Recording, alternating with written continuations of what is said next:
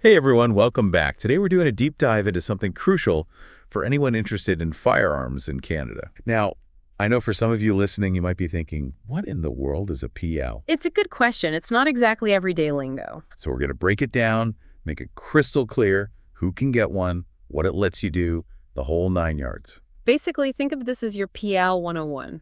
All right, so to kick things off, can you give us the rundown on what PL actually stands for? Absolutely. PAL stands for Possession and Acquisition License. Possession and Acquisition License. Right off the bat, we're talking about owning and getting firearms legally. Exactly.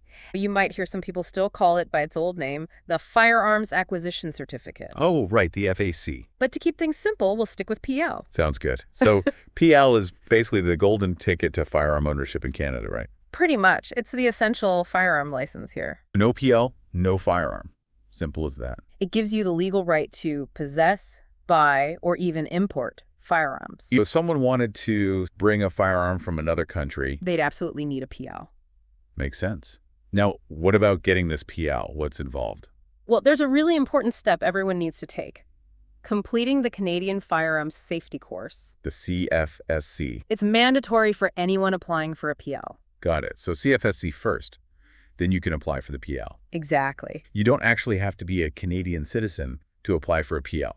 Non-residents can apply too. Really? So someone visiting from another country could potentially get a PL. They could, although the process is a bit different. They'd need to use a specific form for non-residents and meet some additional requirements. Okay, so there's a separate path for non-residents. What if someone's just here for a short visit, like for a hunting trip? For those folks, there's something called A non-resident firearms declaration. And that covers them for. It's a temporary solution for visits under 60 days. So that's good to know for anyone planning a shorter hunting trip. Definitely. Worth looking into the specifics for sure. So let's say I've gone through the process, got my PAL. Does that mean I'm all set to transport any firearm I own? Not necessarily. There are limitations, even with the PAL. Well, it depends on the type of firearm. For example, restricted firearms require an Authorization to transport. So even though you have your PAL. You need additional clearance to transport restricted firearms. I see. So there are layers to this. What exactly are we talking about when we say restricted firearms? Good question. Restricted firearms are basically categorized by their design and their purpose.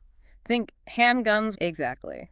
And because of that, the regulations around them are a lot stricter. Makes sense. So there's the PL itself, then this extra layer of regulations depending on the firearm. It really seems like there's a big focus on responsibility here in Canada. Absolutely. Obtaining a PL isn't just about getting a license. It's about demonstrating you understand the law and that you're going to be a responsible firearm owner. And that's where the CFSC comes in, right? Making sure people are equipped with the right knowledge. Exactly. The CFSC is really comprehensive. It covers everything from the legal side of things, like understanding the laws and regulations. Right, because there's a whole lot to know. It covers things like safe handling practices, how to store firearms properly, and of course the actual operation of firearms. It even delves into the different types of firearms. Wow, so it's pretty in-depth. It is. The goal is really to make sure anyone handling a firearm knows how to do so safely and responsibly. It's for their own safety and for the safety of everyone around them. Safety has to be the top priority. So for someone listening who's thinking, okay, I'm interested, I want to learn more, where would you point them for the CFSC? Well, if you're looking for a really great program, I highly recommend BC Firearms Academy. BC Firearms Academy. Why them specifically? They've got a fantastic reputation, known for having a thorough curriculum and excellent instructors. And it's a good environment to learn in. So BC Firearms Academy, a great place to start that journey towards getting a PL. For sure. Couldn't agree more. All right, so to sum it all up, the PAL, or Possession and Acquisition License, is your must-have for legal firearm ownership in Canada.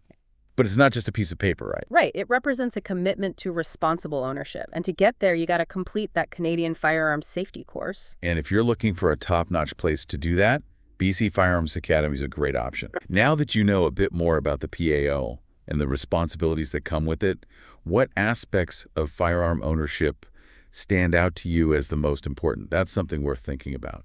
Definitely something to reflect on. Well, thanks for joining us for this deep dive into Canadian firearms ownership. Hope you learned something new today. Until next time, everyone.